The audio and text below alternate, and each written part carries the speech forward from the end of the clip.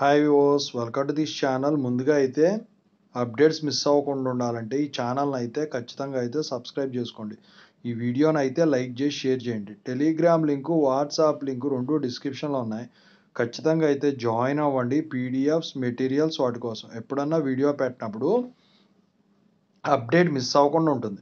So ఇక ఇందుట్లో వచ్చేసరికి చాలామంది స్టూడెంట్స్ కామెంట్ పెడుతున్నారు ఏంటంటే, మేము ఆల్రెడీ డిసెంబర్లో 2 సబ్జెక్టులు గ్రేస్ మార్క్స్కి అప్లై చేసాం. ఇంతవరకు అయితే మా పీసీసీఎంఎంకి సంబంధించిన డీటెయిల్స్ ఏమీ రాలేదు. మరి ఇప్పుడు వచ్చేసరికి ఎలిజిబిలిటీ లిస్ట్ 2 అనేది నిన్న రిలీజ్ అయింది. మరి ఇప్పుడు మళ్ళీ అందుట్లో వచ్చేసరికి మా నెంబర్ ఉంది, మళ్ళీ మేము అప్లై చేయాలా గ్రేస్ మార్క్స్కి అని చెప్పేసి అడుగుతున్నారు. సో దాని గురించి అయితే చెప్పబోతున్నాను అనమాట. ముందుగా అయితే ఇన్స్టాగ్రామ్ లింక్ కావాలంటే డిస్క్రిప్షన్లో ఉంది. దాంట్లోకి వెళ్ళి డౌట్స్ పెట్టండి. ప్రతిరోజు ఈవినింగు తెలుగు ఇంజనీరింగ్ ఎడ్యుకేషన్లో డౌట్స్ వీడియో పెడుతున్నా. 2 ఛానల్ లింక్స్ డిస్క్రిప్షన్లో ఉన్నాయి. ఒకటి అప్డేట్స్కి సంబంధించింది, ఇంకోటి రియల్ టైం ప్రాజెక్ట్స్ సంబంధించింది. ఖచ్చితంగా అయితే సబ్స్క్రైబ్ చేసుకోండి. 2 మీకు ఉపయోగపడతాయి. రియల్ టైం ప్రాజెక్ట్స్ సంబంధించిన channel software courses, work support. ఇక టాపిక్లో వెళితే, do you need to apply again for grace marks if already applied.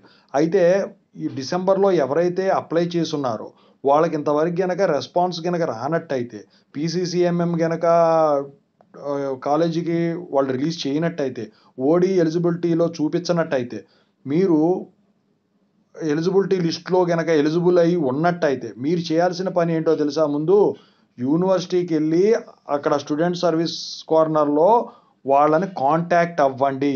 పలానా ప్రాబ్లం అండి ఇలా అని చెబితే వాళ్ళు ఎగ్జామినేషన్ బ్రాంచ్కి మిమ్మల్ని రిఫర్ చేస్తారు. రిఫర్ చేసిన తర్వాత అక్కడ వెళితే మీకు మీ ఐడి కనుక చూపించినట్టయితే మీకు గ్రేస్ మార్క్స్ అప్లై అయినవి లేనిది వాళ్ళు చెప్తారు.